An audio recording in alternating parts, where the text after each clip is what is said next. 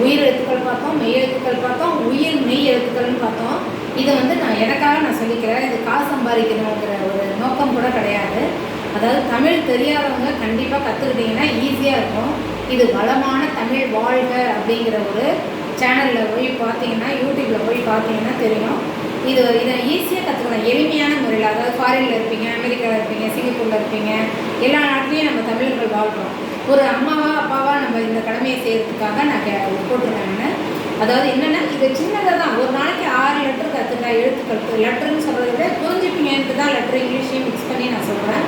அதாவது எழுத்துக்கள் 6 எழுத்துக்கள் மீது டெய்லி ஒரு 6 எழுத்துக்கள் கற்றுக்கிட்டா போகணும். ரொம்பலாம் நீங்கள் கஷ்டமே பட வேண்டாம். அந்த 6 எழுத்துக்களை அந்த முறையாக எப்படி கற்றுக்கிறது, உச்சரிக்கிறது எப்படிங்கிறது தான் நான் சொல்லி கொடுத்துருக்கேன்.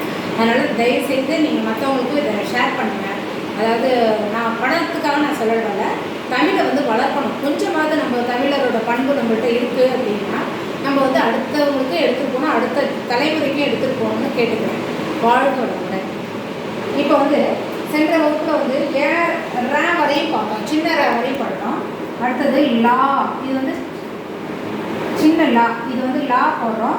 இது வந்து ஃப்ரண்ட் டச், அதாவது நாக்கு வந்து இந்த பல்லுக்கு பின்னாடி ஒரு மேடான இடத்துல டச் பண்ணும். அதனால இந்த சின்ன லா. அப்போ துணைக்கால் போடும்போது இல்லு ப்ளஸ் ஆ, இது வந்து என்னென்னா இல்லு ப்ளஸ் ஆ அப்படி மாறும்போது லா அப்படின்னு மாறும். இது லாட்டரி அப்படின்னு சொல்லுவோம்ல, லாட்டரி சொல்கிறோம். இப்போ அல்லா, முஸ்லீம்கள் சாமி கும்பிடுவாங்கல்ல, அப்போ அவங்க சாமி பேர் சொல்கிறோம். அல்லா எலில்லா. எளிமையாக கற்றுக்கலாம். நீங்கள் ஃப்ரெண்ட்ஸுங்கள்ட்ட அதை ஷேர் பண்ணலாம், இல்லை உங்கள் குழந்தைக்கே சொல்லிக் கொடுக்கலாம்.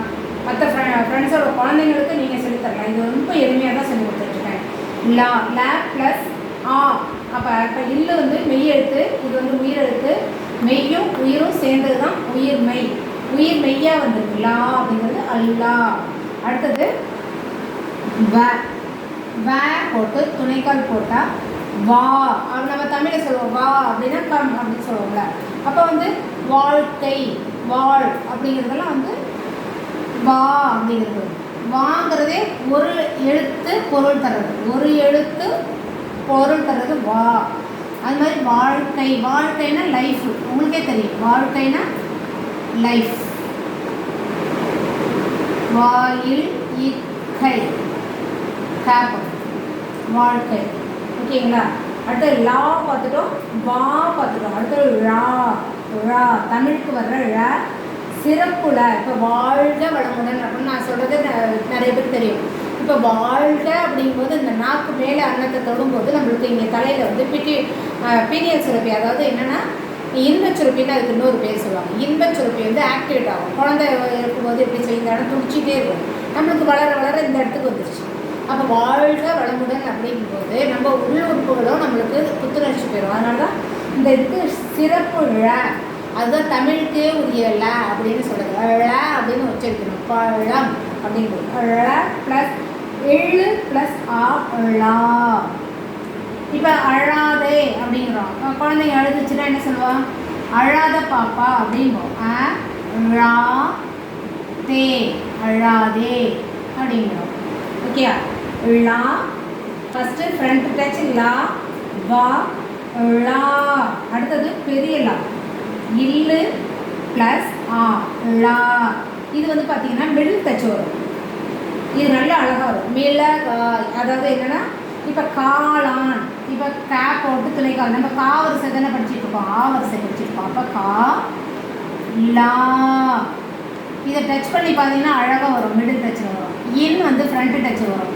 இப்போ காளான், இந்த லா வந்து மிடில் போய் இன்னு வந்து ஃப்ரண்ட்டுக்கு வரும். அப்போ காளான். இந்த லா வந்து எப்படி உச்சரிக்கணுங்கிறத பார்த்துருக்கேன். எள்ளு எள்ளு ப்ளஸ் ஆ லா அப்படின்னு வரும். அடுத்தது ரா, இது பெரிய ர. இது வந்து இது நான் உங்களுக்கு சொல்லி கொடுத்துருக்கேன். மிடில் டச் வரும் இது, அதாவது மிடில் டச்சு. இது ஆ மாத்திரை படிச்சுட்டு இருக்கோம். அதனால் ஆ துணைக்கால் போடுறோம். இரு ப்ளஸ் ஆ ரா. அப்போ இது என்னன்னு சொல்லலாம்? மாற்றான்.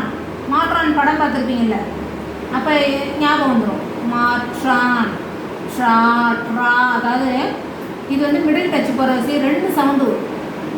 இப்போ மாற்றான் அப்படின்னு ட்ரான் ட்ரான் அப்படிங்கும்போது 2 சவுண்டு ரெட்டிச்சு வரும். இதிலே பெரிய ரா மிடில் டச்சுன்னு கண்டுபிடிச்சிக்கலாம்.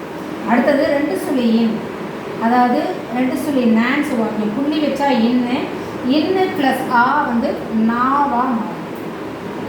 நா. இப்போ மண்ணா கூப்பிட்றாங்களே, மண்ணா ம இன் ண்ணா மண்ணா. இப்போ அரசவைகள்லாம் பேசுவாங்கள்ல மண்ணா அப்படின்னு.